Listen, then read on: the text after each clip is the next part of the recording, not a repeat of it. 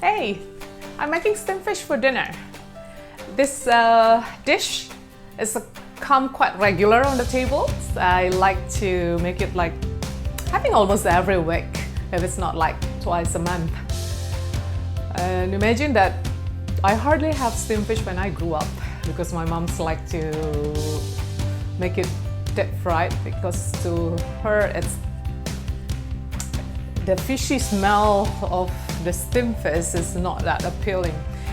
Over time, and I found a method to make it like the way I like it, and she agreed that it doesn't have that fishy smell. It has to be that fresh fish.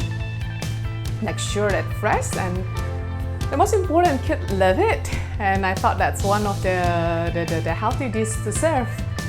And yeah, that's one of the family menu regularly on the table. And this time around, I would like to share it with you. Let's go and check it out how to steam the fish.